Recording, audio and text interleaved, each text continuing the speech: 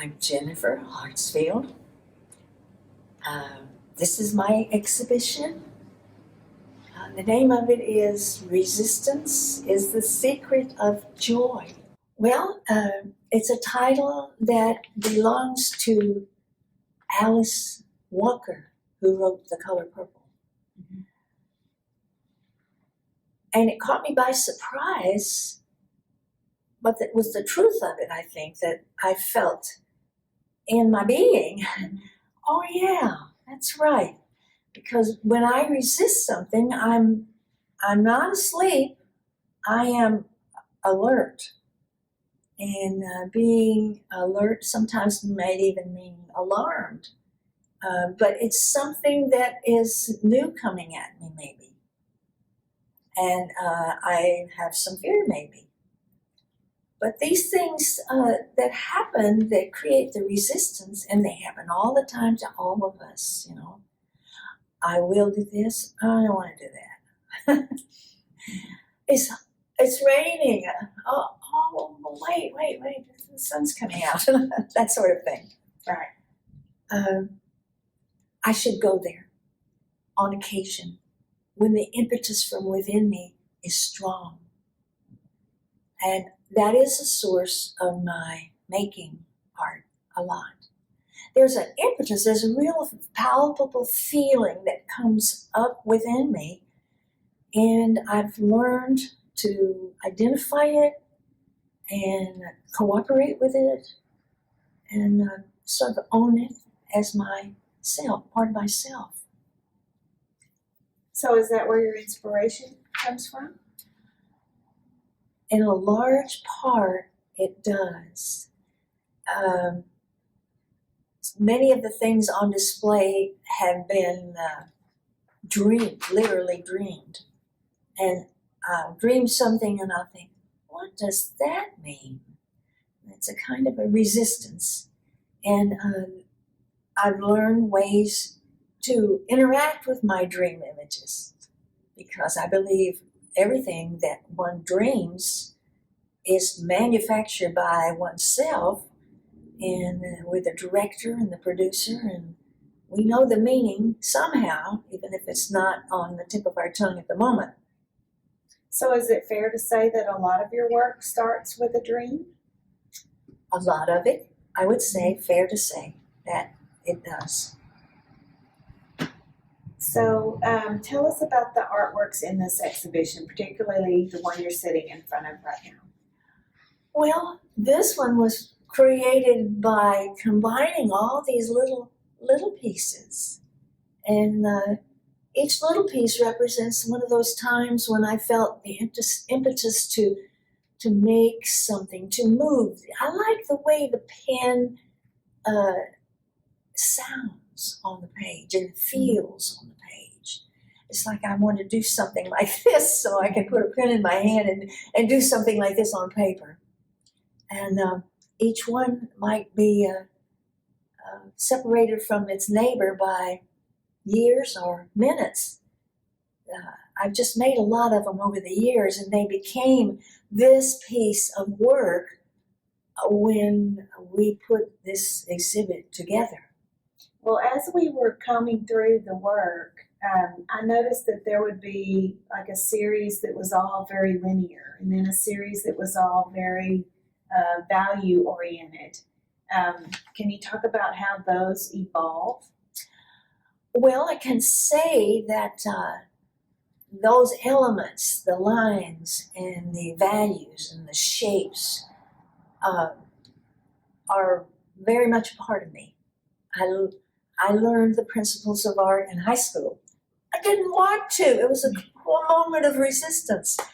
But we had a patient, wonderful art teacher, and she kept a little pressure on us, and we did learn them. And I began to use them as soon as I learned them, not only in drawing, which I love to do, because it can, the limitation of just color of black and white paper is a resisting thing.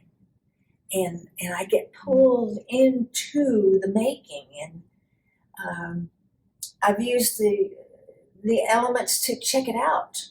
You know, what does this one need? Oh my gosh, this is needing some balance. It's too fussy on this side and too plain on this side. That was one of my art teachers' famous saying. We'd take our stuff up to her and she'd say, well, now, remember that you need to do a little fancy stuff here. Put next to it some plain stuff. A mixing of the fancy and the plain. Fancy and the plain. So, well, the narrative is a very fundamental experience of being itself. When I went to art school, I did all of the required still lifes, life drawing, painting, composition, etc. When I got out of art school and I began to make art, of course I didn't have that kind of support anymore. And I was on my own. And the impetus that I felt to make art was strange to me. It was a lot of line. It was a lot of pencil and ink. And I did not understand it. It's taken me a lifetime to realize that all that I made, I believe, was reflecting my own inner life right out of art school, because I was kind of good at reflecting the teacher's life and the teacher's expectation. And now I had some that I didn't know about. I mean, I had some expectations I didn't know about. Was that a long hurdle to overcome? It's the work. Or did it take you a long time to? Yes, indeed. It did. Considering I was graduated probably about age 20, 21, it began to be a real important hurdle to start working on, and I didn't know how to begin to work on it, but all I knew was it was coming, it was doing. Sit down to draw. I couldn't go back to what I was doing in art school. I had to do what was coming to me that apparently was mine to do. Right.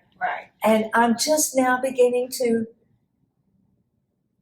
more fully appreciate it.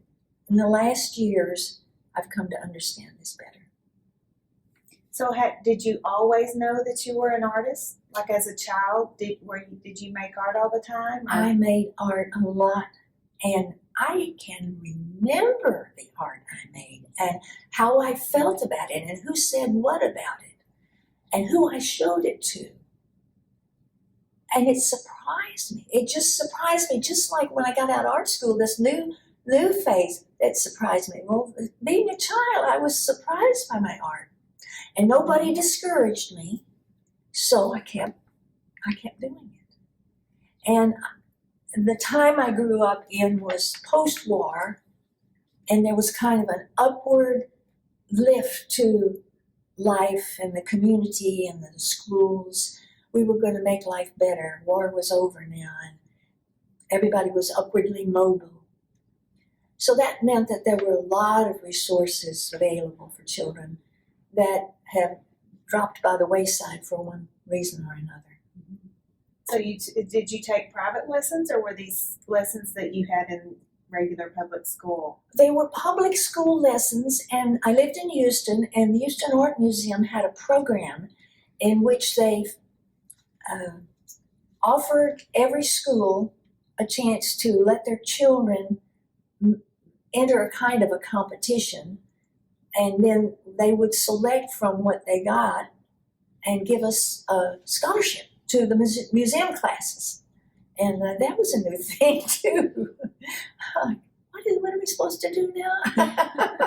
So you won that scholarship? Well, there wasn't just one.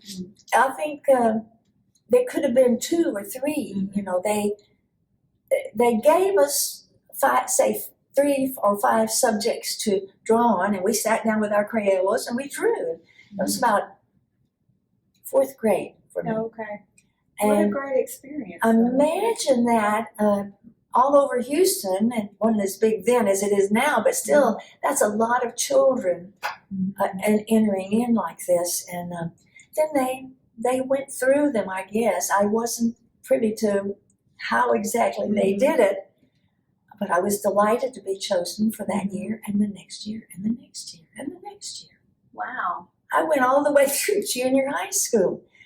Well, that's great validation, though. It was. And encouraging, and yes. nothing to discourage you from pursuing your art. Let's talk about, so was there, like, if you're studying at the Houston Museum, the Museum of Fine Arts, did they use the collection to teach you with? And was there a particular artist or work of art that really inspired you and kind of led you to a certain style? Or I don't think that I was very concerned about my style or what I was doing at that time, but the whole experience, the parquet floors, the many gorgeous paintings of color and light and everything, it all had an effect.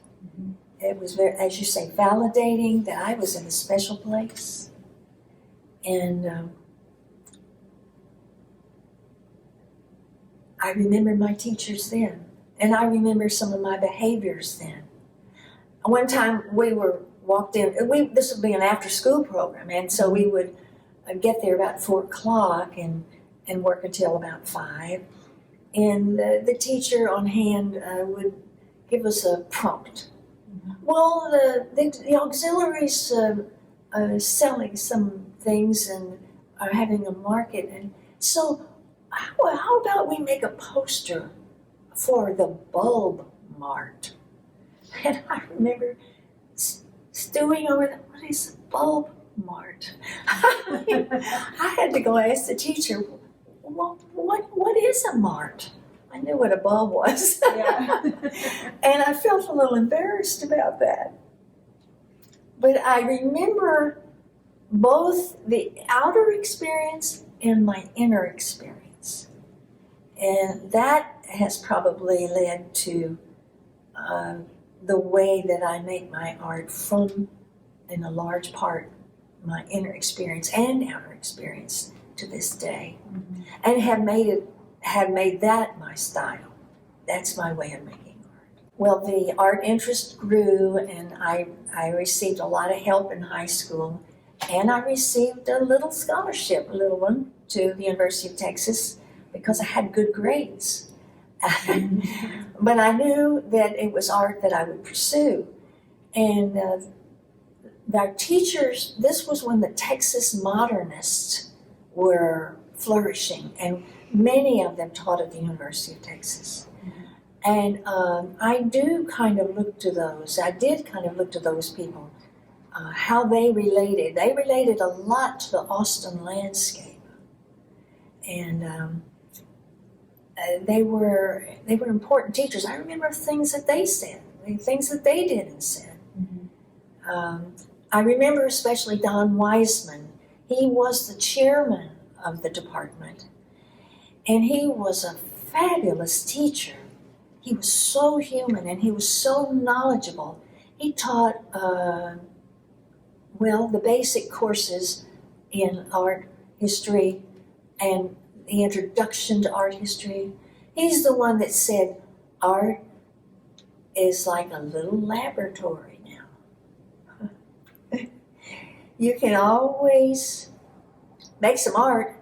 It's a laboratory for life, you understand. And you can always make some art, and if you don't like it, you can throw it away. But you can't quite make your life and throw it away, so you want to pay attention.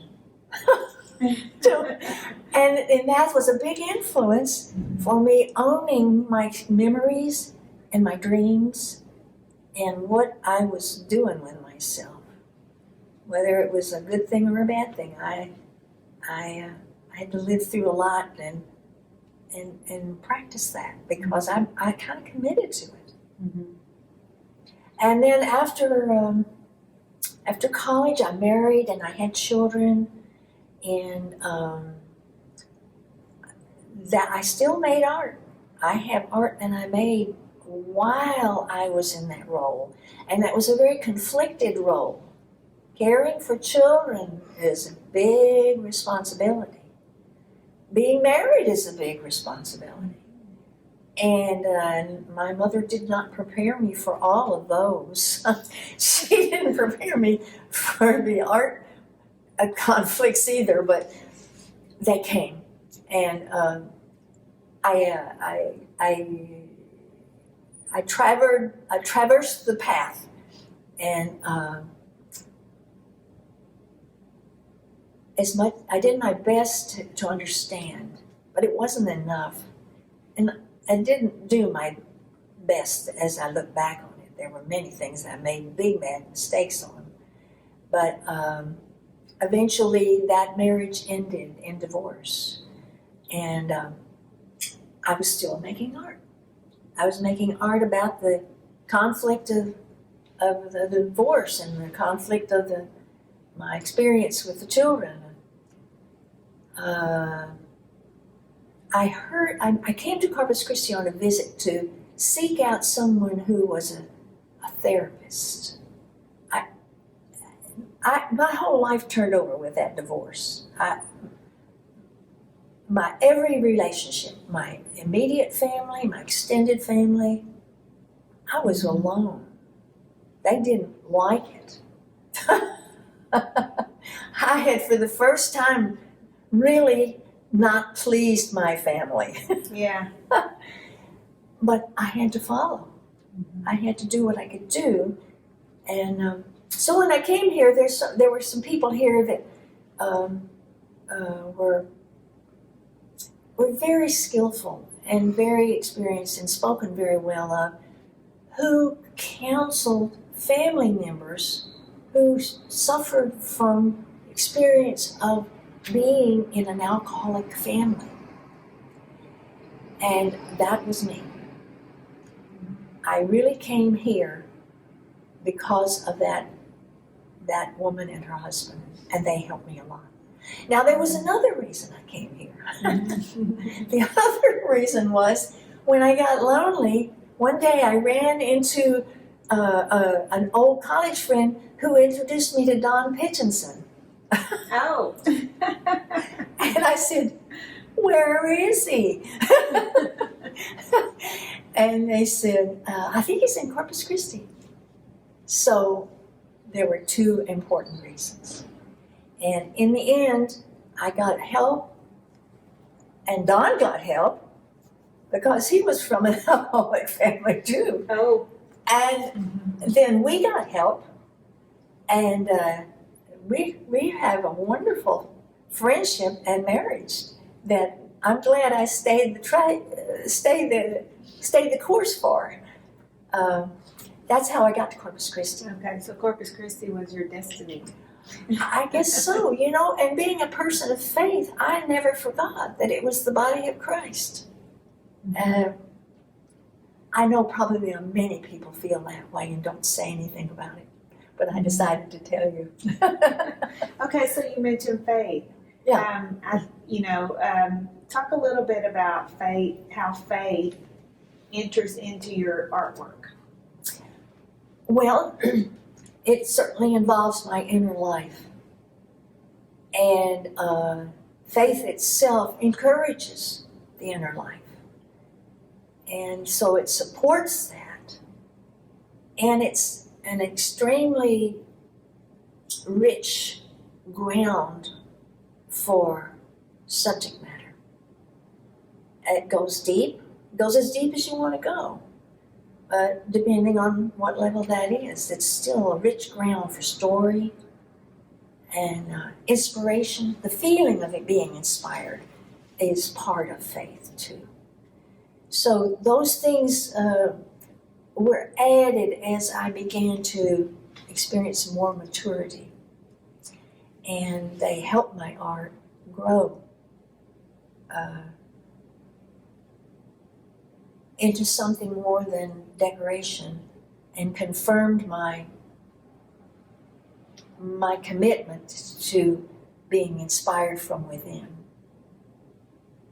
Art is work, and it takes a lot of investment in time, and even investment of money, some, but energy. It takes a lot to make art. And if it is purposeful, and in my case, I think the purpose has been to understand myself better and understand life better. That takes a lot of work. So put that together. It's not a measurable kind of value. It's beyond that. It's somewhere else. And I've come to live like that. And play, what did we say about play? Creative play Play is work. I find creative play to be work of a purposeful kind. There it is. There it is. And it is. It is. It is. When you're young, you're just creative and you play.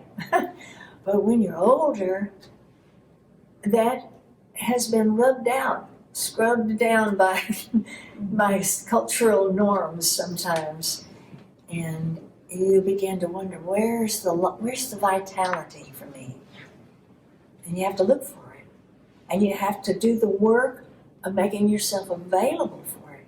Sometimes it comes outside. I'll see something that just knocks me out, and I say, I got to do something about that. That little jumping jack was the face was, it was originally a monster created by my first or second grader child. Oh. And I had saved it, and I loved it. And I thought, well, why don't I use that for inspiration? Right. And there it is. He wouldn't recognize it, but he might. So that's a really rich thing. I'm glad you brought it to my attention. That's my favorite quote from your statement that you gave us. Well, the book is called The God Dog Book of Hope. And it began with a singer-songwriter, Malvina Reynolds. Her little songbook I had, she's one that wrote little boxes on the hillside, had a verse in the back that was the verse of the first of these prints, the Dark Prince. So there was a long gap of time between my seeing that verse and being shocked by it. Years. Handling best I could my own life, managing it, and meeting my printmaking teacher, Mark Anderson, and no, I met my spiritual director. I told him the poem, and I said, gee, isn't that a horrible poem? Isn't that a horrible verse? And he said, yeah, and he read it, and he saw how important it was to me, and he says, you need to make some art about that. So I did. I went home and made the art, and I realized that I was now entering some serious work about my own life and my own shadow. That is the unconscious part of everybody's psyche that you kind of put off to the side. It has things that you don't put on display with other people, and has good things too you don't know about. So I made the first ones into prints, and it took a long time. And then I woke up after I'd gotten the prints made, and I thought, oh my gosh, I had a dream, and I think the dream influenced me, and I woke up realizing that there was an answering verse to this dark verse. And it was full blown in my head practically. So that meant I had to make the others. The answering verse is in color now. And you see it bears the mark of the black and white transformed into something different. So you take something from your shadow and your personhood and you bring it to the light, and you work with it, and it becomes something different.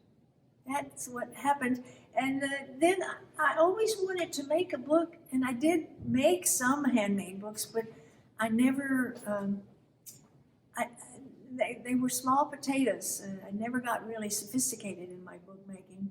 They were enough for me. But I finally came to the place where I wanted to make a book, and I got help to do the work I needed to do to make a self-published book. It's in 2 parts, just like these 2 parts. And this little girl is a feature of the book. She is my kindergarten self. She figures into the work I had to do on an inner level to reconcile parts of myself that had been in shadow that needed to come out into the light. So when you read this book, it doesn't open like this. It opens like this, like a calendar, and you have part 1 here. And she's kind of an escort through this story. So she says, hi, start here, and then you get the first prince and verse, and then you get to the middle, get to the end here, and you run into this little girl again. She says, turn book around and upside down. And now you're at part 2. And part 2 is the colored verse. And then when you get through with that one, the little girl says, bye. That's all she could say. That's what she could do. But it was a real important saying. So that's what's in the book. And I'm happy to say that they're available at Case-Based Gift Shop. The Divine Feminine is the piece at the top of the ironing board. That's a kind of a devotional thing, the end of the ironing board. And I was searching my own experience of the 50s and what that was like and what a woman was supposed to be like. She was a little woman at home with the diapers and the babies and the cooking. And the man was the organization man, and he was suits and the businesses and also the wars and the military and the cars. And that was not adequate. that was a place of resistance. I made this ironing board, and then I made this one. Now this one was going on at the same time in the 50s in another place. And there's something to be said for learning about things in parallel lines or parallel trajectories of things. This is from Mexico. This is rural Mexico. This is the... So it was a healing for me. And then when I found out that the Virgin Mary, which is expressed here in a Mexican way, and in this way it's kind of a royal elite way, that she wasn't even ascended into heaven. We know that the history shows us how much patriarchy has presided over much of history. And I was looking for a woman. And in 1950, the Pope declared, and it became official dogma, that the Virgin is assumed into heaven. Consequences came from that. That was the same time that Betty Friedan was writing about women and their place, and I've forgotten the name of her. Feminine Mystique. The Feminine Mystique. I was reading the Feminine Mystique. So that was a trajectory I was on, and I have to do my own searching here, and I came upon the Mother Bear symbol to create what essentially is a liturgical table, but set as a picnic liturgical table. A liturgical picnic table. items that I took great pleasure in finding and decorating. Mrs. Bear's box for broken bread, and her writing desk, her escritoire. She's a fancy bear. She's really got status. She's really got power, too. She will eat you. And I think her power has been the resistant point for much of history. We've all learned about that in many ways. There's a picture of the pink priest. She has no feet. The church is mostly male. And we've all had male educations. So we're expected to fit in there, but it didn't seem like that to me. I needed to know who I was as a person. And of course, now that's not so unusual. Everybody wants to know that, especially everybody that's a woman. And everybody that's a real man wants to know it too. So here we have, this is taken from a religious card that I saw in a religious store, only it was smaller and it had a picture that was ultimately going to be Jesus looking off in that famous 40s, 30s, 40s picture. And directions for how to look at this image and focus for a period of time and get an after image. And the after image comes and flips the black, turns into white, and the white turns into black.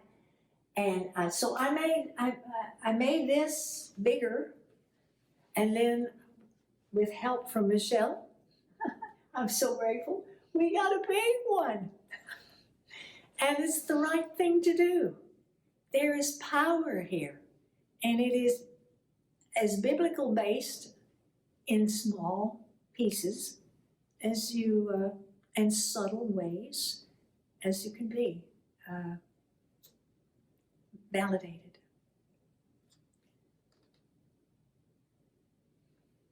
This is Mother Bear's rosary.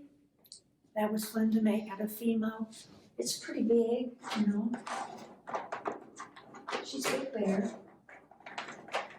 The red pieces can be put together again so they can be whole. But they are broken. We're all broken. And then you have to read the poem. And of course, the most obvious thing to me is this Mrs. Baird's bread. This is the logo of the bread that we consumed in our household when I was a child. And we put the wax paper on our sliding boards and sat on it and slide down the sliding board. You remember that? So she became an entry point for me to just really have fun. And the playful creative, inspired the work to go and find these things and develop these things and care about these things. And then this is a bit left over. This is kind of like a coda to a song. This is a kind of a deity woman.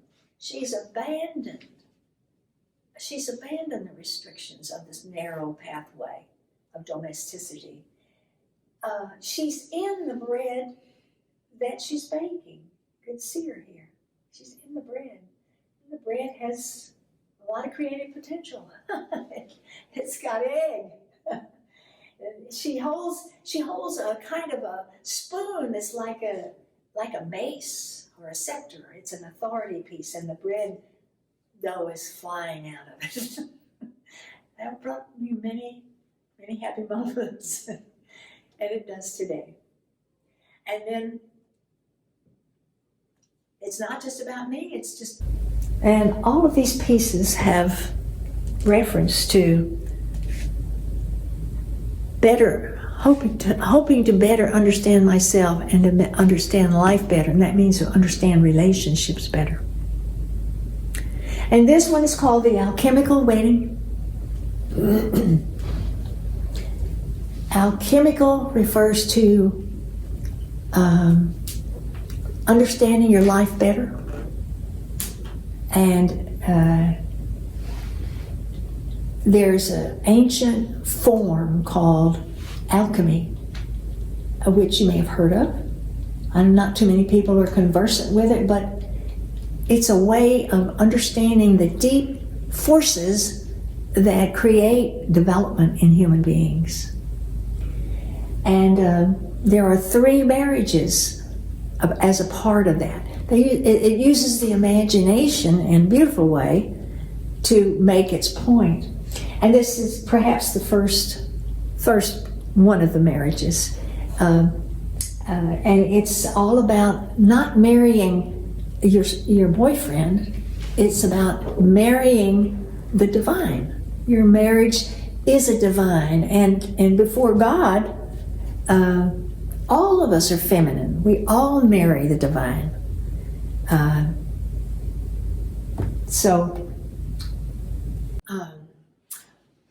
belong to a group that studies the art of alchemy, and we share poems that have emerged from our studies, and writings, and wisdom and art sometimes, and that's what this is. This is emerging from the study of alchemy, which is that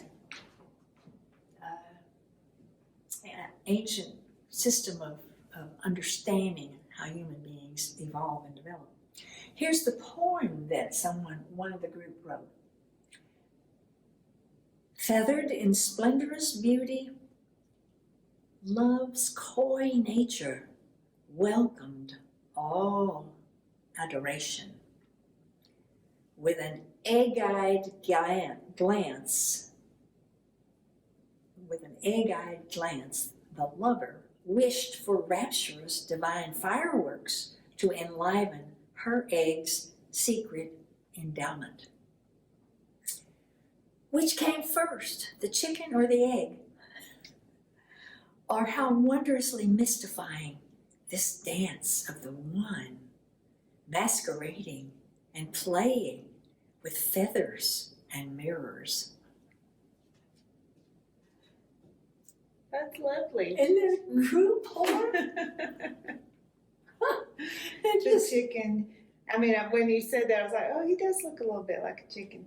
Well, he's got this great. I wondered. I just couldn't make his face other than what it was, and I knew it was a crazy, wonky face. Yeah.